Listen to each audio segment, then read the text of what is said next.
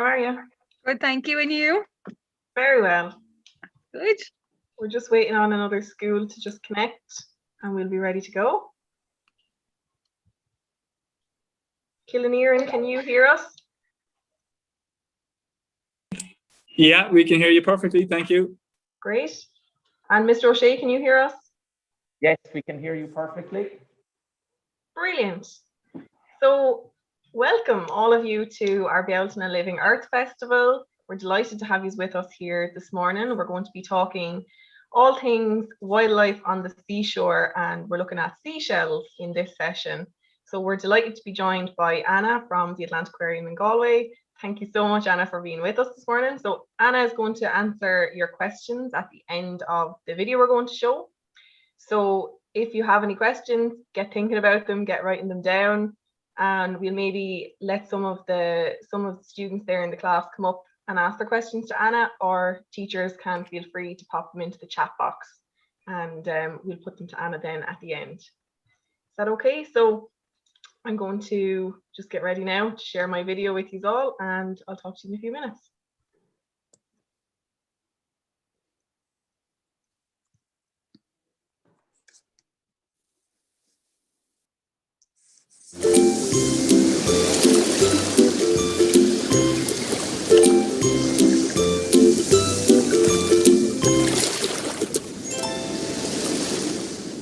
Welcome to Explorers on the Seashore. Today we're going to be looking at seashells and their friends. Did you know that seashells and your teeth have something in common? Calcium.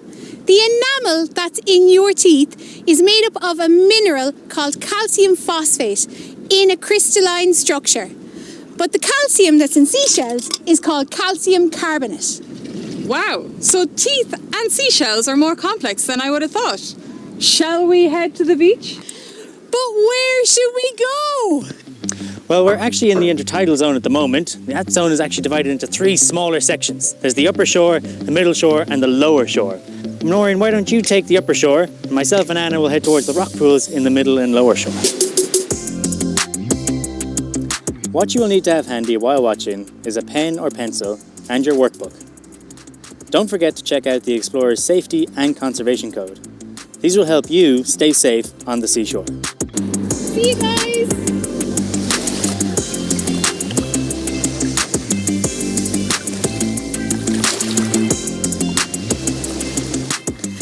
Hi, I'm here on the upper shore where you can find lots of cool stuff.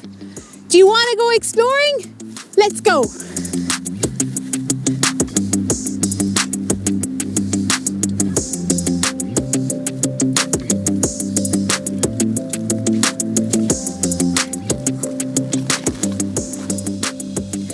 One of the things I want to show you today are seashells, which we can find lots of here on the upper shore. Now, seashells are part of a family called mollusks. Mollusks are animals that have a hard shell on the outside of their body, and their soft, gooey, fleshy parts are inside, and all their organs. They're just like a snail you'd find in your garden. Now, we have really, I suppose we have loads of different types, but there's two main groups. Some of them have just one part to their shell. These ones are called gastropods, where the other types have two parts to their shells. We call those bivalves. This is one of my favourite ones, and it's really distinctive. You can tell it apart from nearly all the others really easily. This is a razor clam. It's got a really nice Irish name too, Scianwara sea knife. Now, the thing about bivalves is they have two parts to their shell, and they have to be kind of hinged together in the middle. So they have to have a way of opening and closing their shells. When the tide is out and they need to be protected, their shell is closed tight and they keep all their soft, vulnerable bits inside. But when the tide is in and they're feeding, some of them just stick out like one foot, which is like a straw that they suck in water and they use for feeding, and their other foot then they push out and they use it to pull themselves along for movement in the sand. And this razor clam is no different. It would have one siphon that comes out from the top for feeding and one foot that would come down from the bottom for movement. Now, another type of bivalve, which is a little bit different, is our very common mussel, or dúlaicín in Irish. This guy doesn't move around as much as the razor clam. He likes to stick onto the rocks using byssal threads. They're like little beards. Sticks onto the rock, and this attaches him on for his life, so he's held on tight. When the tide comes in then, he opens the two parts of his shell up again and sticks out his little feet to feed. Now, the other type of shell that we mentioned earlier, those gastropods, those ones with just one single shell. This guy here is a wonder. He's a limpet. Looks a little bit like a volcano, I kind of think, or a pointy mountain. This limpet just has one shell, one part to its body, or its hard parts. He lives stuck on tight onto our rock. And when the tide comes in, he moves across the rock to feed and leaves a kind of trail of slime behind him that he can follow back then to what's called his home scar, which is where he settles every time when the tide is out and he needs to protect himself from predators.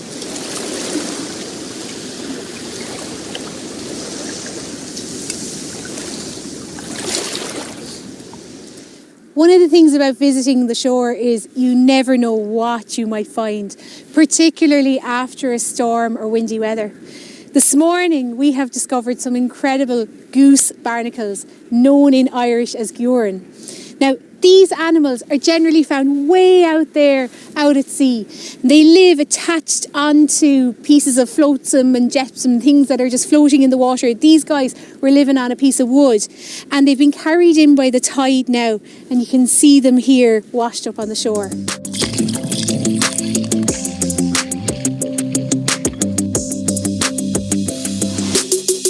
We are here now on the middle shore. This is a really exciting place to be. At first glance, there's not very much to see, but you need to stop and look. So some of the animals will be living under the seaweeds and the rocks, but other animals will find these lovely rock pools to live in. Now, it might look very big for us, but there are hundreds of little animals in here competing for space, and there are lots of hungry bellies. So the smaller little animals like the prawns and the crabs will have to find small little hiding places so they don't become prey. Their habitat is one of the harshest environments in the planet. Animals that live in this harsh, rocky seashore environment have many adaptations so they can survive the many challenges. They have to survive changing tides and crashing waves, the weather where they get wet, then dry, then wet again. They also have to hide from predators inside in the rock pools, such as crabs, and outside, such as hungry birds. Depending on the weather, the seashore animals also have to survive rain, storms, and exposure to the sun, where they might dry out. Or in their rock pools, they may get very warm, and water levels might get very low. The salinity in the rock pools can also get too salty when the rock pools dry out, or diluted with rainwater when it rains. This struggle happens every day.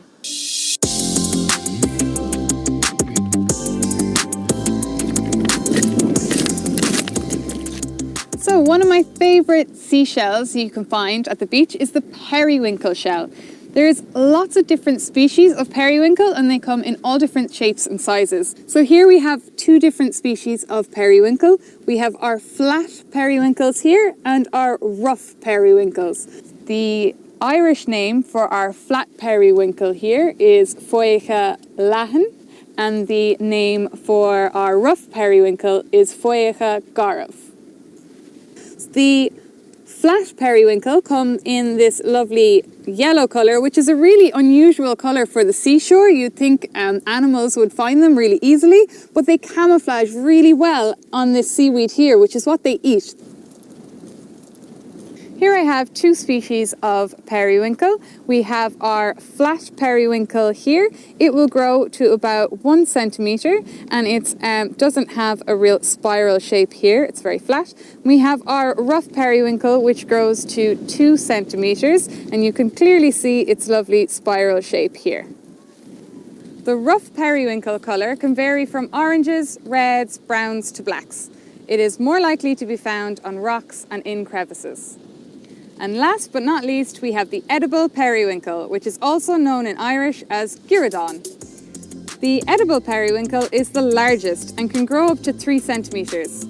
The edible periwinkle is dark grey, olive and brown in colour and often has lighter coloured lines around its spirals.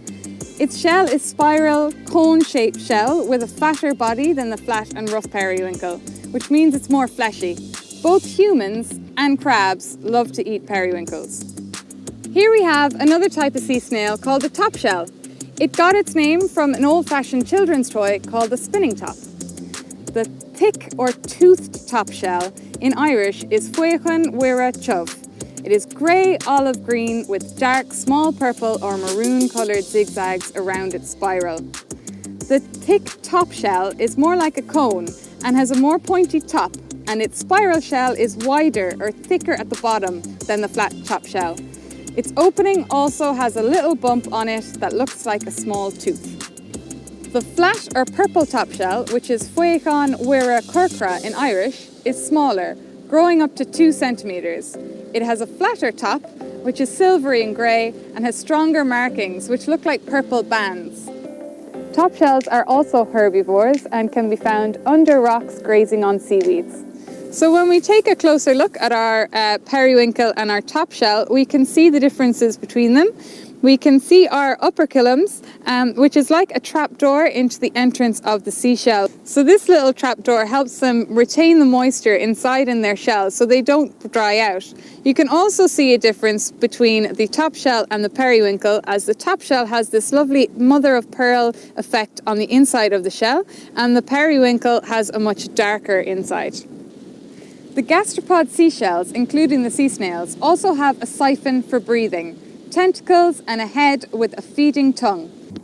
The seashells that we've seen today are all herbivores. Our flat periwinkle eats our seaweed, and our rough periwinkle grazes the algae off the rocks.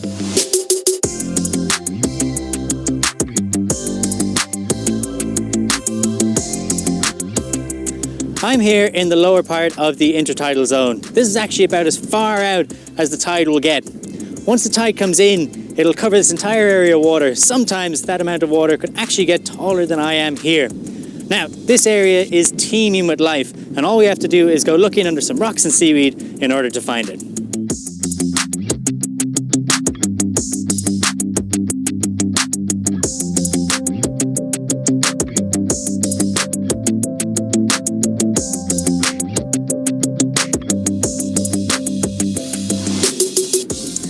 So, I found one of my favourite types of shellfish just under this rock here. Now, under rocks is probably the best place to look for them. They need somewhere where they can keep a bit of moisture, where they don't dry out in the air or the sun. So if you're looking for shellfish, have a look under some rocks and stones. But the one I'm looking for is this one just here, and that is the dogwelk. Now, the dogwelk, you can see her surrounded by her eggs, these little almost kind of yellowish grains of rice surrounding her.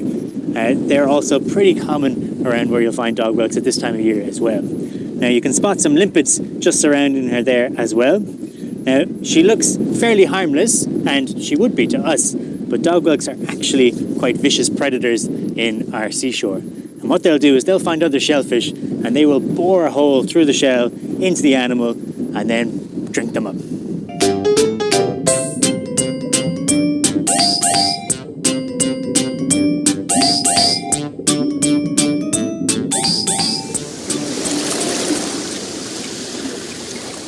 So now we're going to look back on what we learned.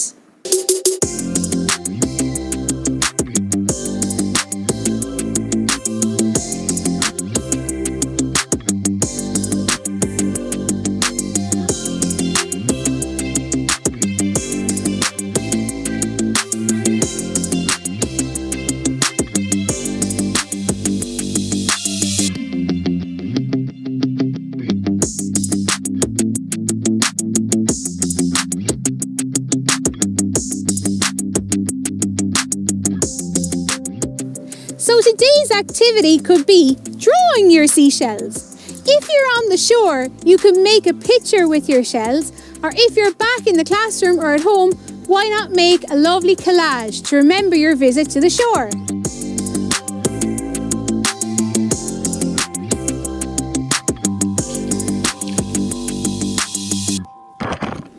We've had a great time on the seashore today. From all of us on the shoreline, remember, keep exploring.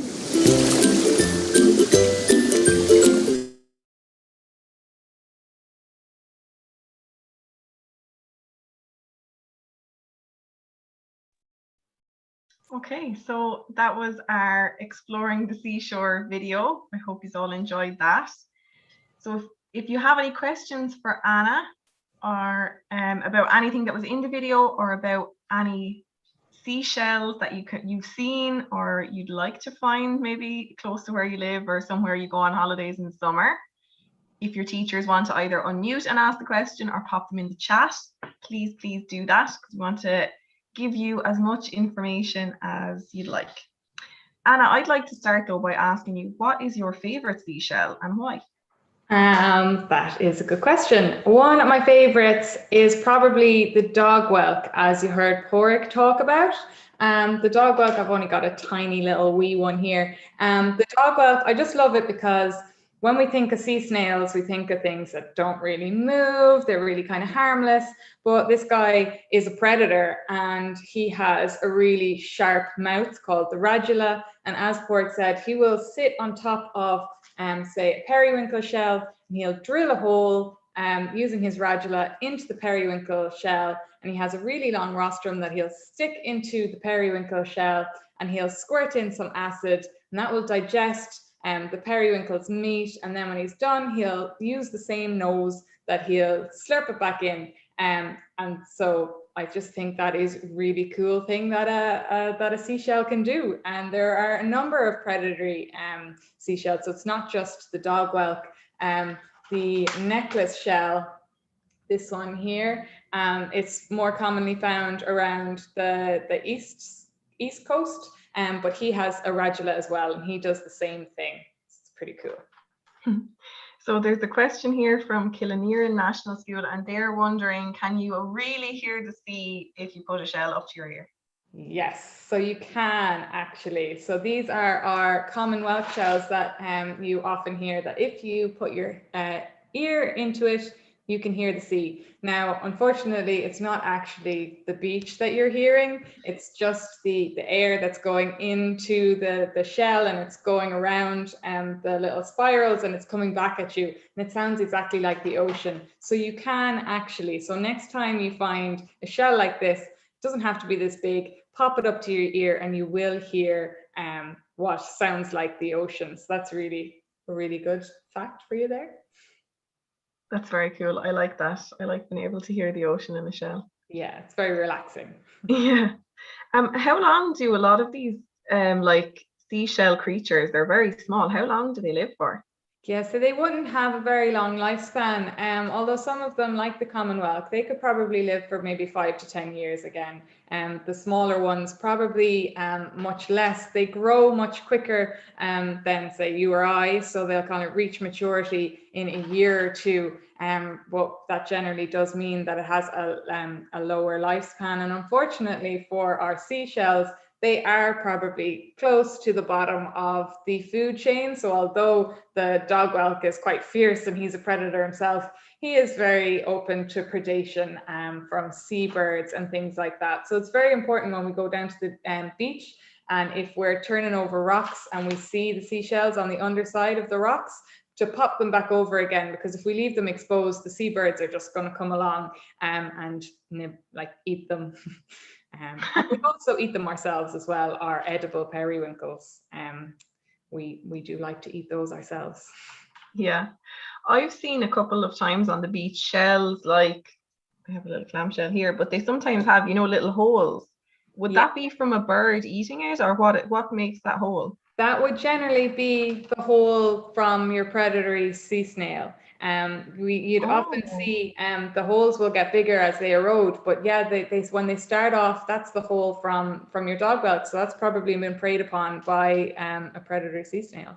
So that's really cool. Wow. I thought that seashells were vegetarians. Yeah. And now I find out all these times I was blaming birds for killing these lovely little seashells, and it's Not been just another seashell. Yeah.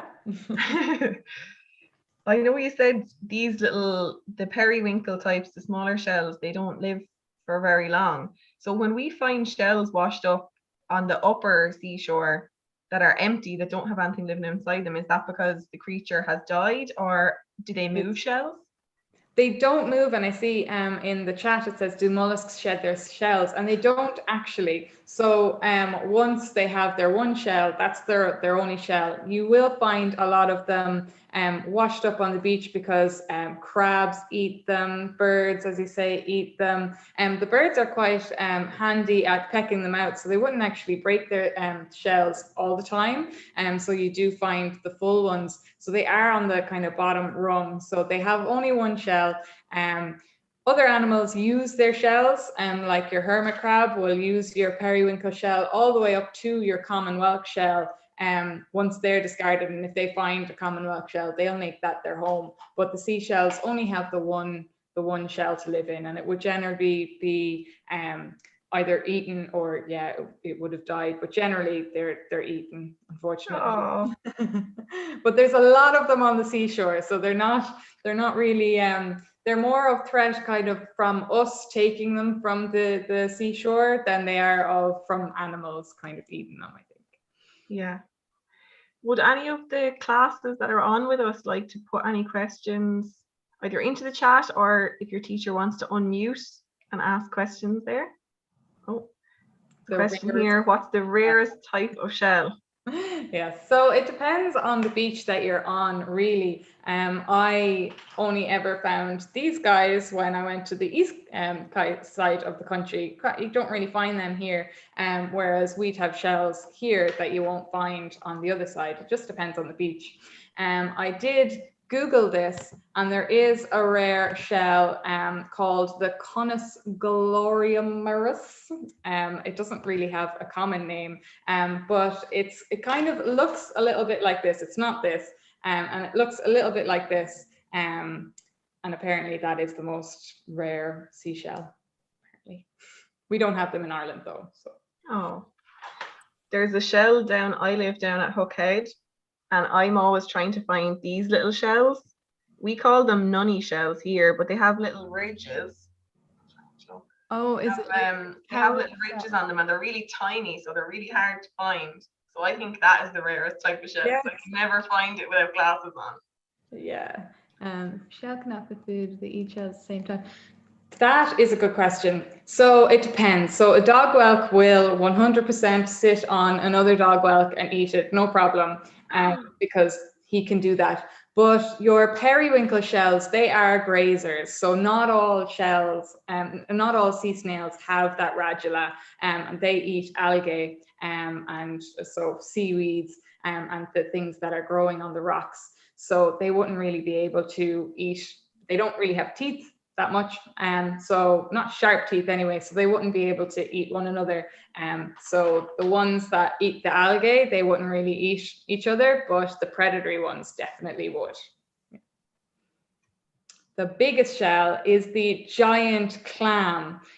So we don't have them here in Ireland, but they can get over a meter in length. And you'd see them on, I feel like, cartoons, and they have like, I don't actually think they have a pearl in them, but in cartoons you see the giant clams with the pearl in it, and they're really, really big. And you can get them in the warmer waters, so more your down Pacific and Indian Oceans, you can find them. Do any clams or oyster shells actually have pearls in them? Or is that just a myth? So your pearl oyster will have the pearls in them, but unfortunately we don't have them in Ireland either. But they do, and they farm those for their pearls as well, in those warmer areas. So unfortunately our water is too cold. That. There's a question just here: how long can a shell last without food? That's a really good question. A lot of our animals are very well suited to going a little bit without food, just because in nature it's not as readily available all the time. Now, a lot of some of the seashells, luckily, the food that they eat is very abundant. So the seaweeds, there's loads and loads of seaweeds on the shore, and that's what the periwinkles eat. So they very rarely have to go without food. But if they if there wasn't anything, they could go, you know, maybe a day or two without actually having to eat, whereas we would not be able to last a day. Other shells like your mussel and your cockle shells, these guys here, they are filter feeders. So they're constantly, when the tide is in, they're constantly filtering water particles out of the water. And again, there's always kind of particles in the water. So thankfully they don't have to go too long without having food. There's a question here. How far can clams and other shell creatures travel? That is a very good question. So for things like your mussel shell and your like blue mussel, they will attach to a rock or something and they will stay there. And so they use their abyssal threads and they really just kind of stay there and they'll just hang out there. Whereas your cockles, they're buried in the sand. And when the tide comes in, they will come up from the sand and they have a strong foot, a muscular foot inside in their shells, and they can use it so they'll kind of stick out their tongue and kind of pull themselves along. And so they can move quite far with their foot, but also they'll kind of allow themselves to be taken with the waves. But again, it would be really kind of beach level movement from, say, the upper shore to the lower shore. It wouldn't really be from Galway to, you know, up to Sligo. They wouldn't really move unless the tide took it. And then other shells like your limpet shell that's stuck to the rock. And once the tide comes in, it will actually move very, very, very slowly, but it will move away from its rock. And it can go meters, so meters to this little guy is very, very, it's a far distance. And then what they'll do is kind of like following a slug, you know, leaving a trail behind. It kind of leaves a trail behind as well, and then it'll find its way to the exact spot where it left off from. So it can travel meters at a time. So that's our limpet shell. Where do shells get their shape from? That's a very good question. I wouldn't really know the answer to that question. If anyone else has an answer to that question, we might have to Google that one. They just are made that way. They're just made that way, yeah. They're the little sea snails inside. How heavy on average would a large clam be? I think that's one of the big ones that you were saying. Yes. So when I was learning about these guys can actually grow up to 200 kg, and it explained it as the size of 2 baby elephants. So that's really, really big, really, really heavy. Wow. Yeah. A shell that big, I can't imagine it. Yeah, it's mad. How fast do clams move?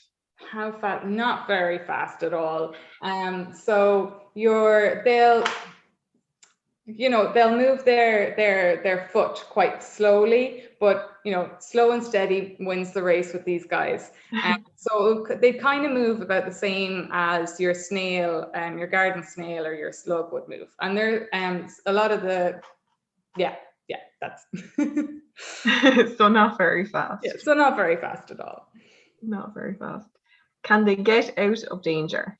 So they're quite helpless creatures. They wouldn't be able to run, they wouldn't really be able to move away from a seabird if the seabird saw it, but they're very, very well camouflaged. So as you saw, the little flat periwinkle was yellow in color, and it looks like a very obvious color, but it lives in amongst the seaweeds that share that same color. So they're really well camouflaged. And the periwinkles, again, they're the same color as the seaweed. So it's actually very hard to spot them. So really, their camouflage is their best form of defense. Are there any seashells that do have a defense mechanism that isn't just hiding? Defense, not really. Not that I can think of. Just their hard shell as well is a form of defense for them. So they'll pull themselves into their shell, and what they have is a little trap door, so they can close their front doors to outside predators. It looks like it looks like a front door on the inside of their shell, and they'll shut that for predators. So crabs and things can't kind of get in at them. But other than that, they're fairly defenseless. Can shells be found anywhere else apart from the seaside? That is a very good question. I have found mussel shells and things kind of quite inland, like maybe 1 kilometer, but I think the way of explaining that is a seabird took the shell and was trying to open it by flying up really high and dropping it on a hard surface. But I'm not sure of any other seashells that are. I guess you find snails, but they're not seashells, but it's a type of shell. Yeah, so your garden snails. Yeah. How do they sense danger? I guess that's about maybe clams or seashells in general. How do they sense danger?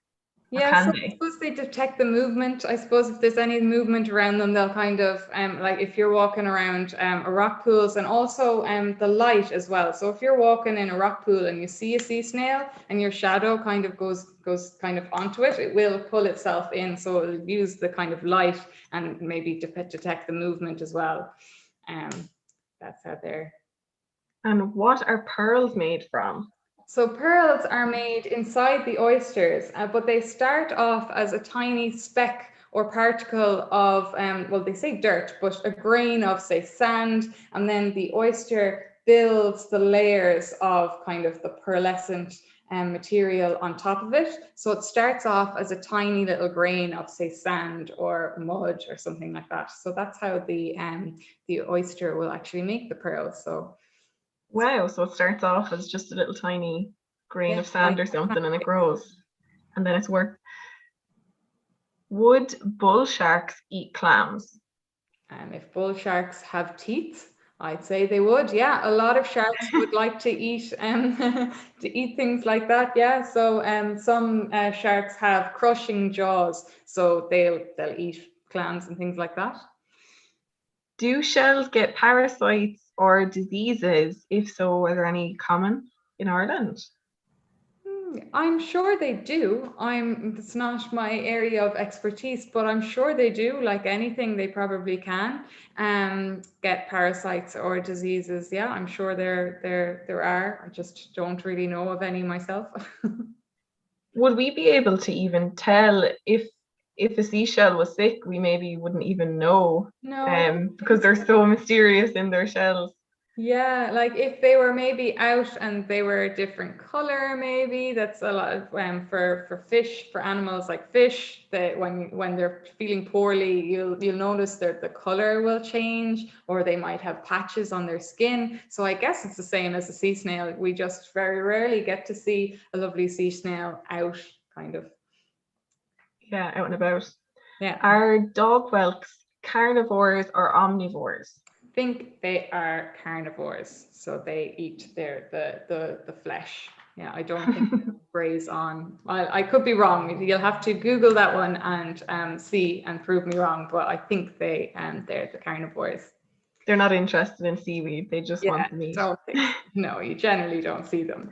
Our muscles good for you. I'm sure all shellfish and things like that are classed as your fish. So I think generally it's very good for you. Sometimes people will say that they're well, you have to be careful, of course, with mussels because they're filter feeders. So it depends on the area you're getting them from. So if you go out and collect mussels from a very dirty bay area, maybe around maybe outflow pipes and things like that, it mightn't be good to eat those ones because they might have some contaminant, I can't say the word, in them, and that might make you sick. But if they're found in nice, healthy, clear oceans, they're healthy for you. How many species of mollusks do we have in Ireland? In mollusks, I'm not actually sure how many mollusks we have. I mean, I'm sure there's lots that I don't know of. So it could be tens of hundreds, maybe hundreds, probably. Yeah, there's probably lots we don't know about. Yeah, They're so good at hiding and camouflaging. exactly. If a clam died, could another clam take its shell? No, unfortunately not. They don't move shells. No, that's it. They get one shell, that's it. Then maybe something like a hermit crab might take up residence, or a little green crab. So the shell might not necessarily go to waste. Yeah, the shell, exactly. And then over time as well, the shell will be broken down into sand as well. So it's always important for the shells on the beach, even if they are empty. Yeah.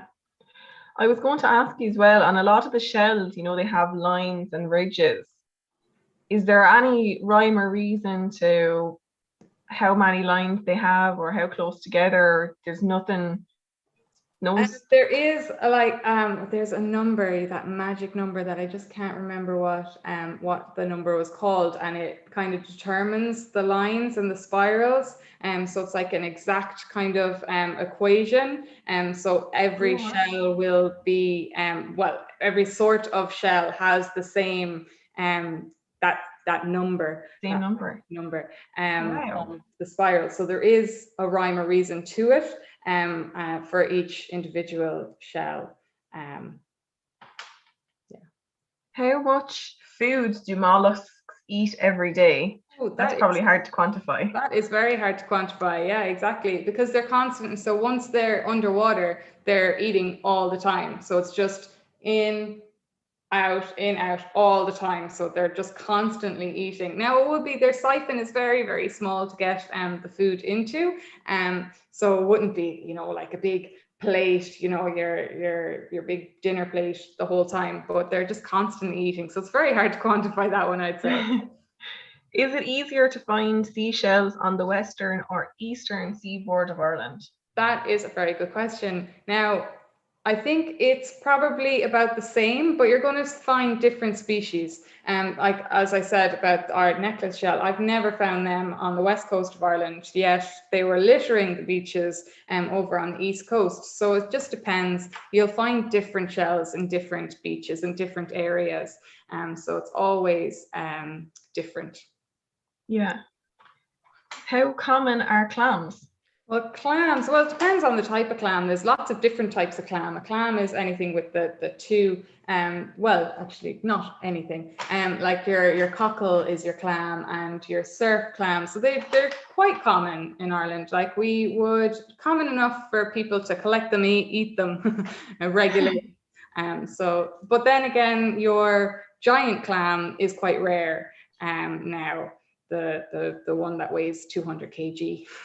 I'd be very surprised if I went to a beach tomorrow and found a giant clam that big. I know, yeah. How can you tell how old a shell is, or can you? I don't think there's a way to tell how old exactly, but that generally is how big it is. So, you know, you'd know the maximum kind of size around that they get to, and so you kind of make a good guesstimate on how big it is. What would you say is the oldest shell you've found or heard of? I don't know. I suppose our scallop shells can get quite big, but I don't know if they necessarily get, is it because they're quite old? This is a scallop shell here. And our whelk shells can get quite big as well. So that's probably around about, well, they can get a little bit bigger than this. So these are probably the oldest things that we would have come across. Again, maybe 5-7 years old, possibly. Yeah. So not that old, but old. Old if you're that small, I guess, roaming around. Yeah. Trying to protect yourself from all the birds and predators on the seashore. Yes. Brilliant. Okay, are there any other questions from the schools? Oh, are there any seashells that are poisonous? Oh, I'm not sure. I'm sure there are. In Ireland, we don't have very many poisonous species anyway, but I am sure somewhere in the world, seashells have a form of protection that is in the form of poison, I'm sure. Just not in Ireland, thankfully. Oh, good. That's good to know when you're exploring the seashore. There's nothing too poisonous. Nothing too. Maybe, is there any advice that we need to remember when we are looking for seashells on the shoreline? Yeah, so just be wary, you're in their home, their habitat. So just mind where you step, and anytime you are looking in the rock pools, or you're exposing any area, make sure to cover it up again with the seaweeds and things like that, just so that they can protect themselves a little bit better. Perfect. There's just the last question here. Can the 200 kg clams harm humans? I don't think so. I don't think so. It's a filter feeder as well, so it's constantly filling water, so it doesn't even eat meat. So I don't think I think we're more of a threat to the clams than they are. Yeah. Well, I'd say that 200 kg clam could probably feed a lot of people. Yeah, it could actually. I think they are used for specialty dishes, so that would be a big feast out of one of those. Yeah. Brilliant. Well, thank you so much, Anna, and thanks to all of the classes there for sending in some very, very interesting questions to get us thinking about the seashells that we find at all levels of our seashore here in Ireland. We hope you enjoyed the session, and just before you go, I'll just give you some details about a competition that we're running for schools as part of our Bealtaine Living Earth Festival. So if you learned any fun facts or anything interesting, something new you didn't know in today's session, we'd love for you to draw a picture or a poster to show that fact or show that piece of information. And your teacher can send it in to us. Our email address is calmast@wit.ie. And we have a load of prizes that will be sent out to the winner in every class category. So do send those in to us. We can't wait to see them. And thanks again for joining us this morning. And a huge, huge thanks to Anna for her time. Thanks, everyone. Thanks. Bye. Thank you. Bye. Bye. Wave, guys.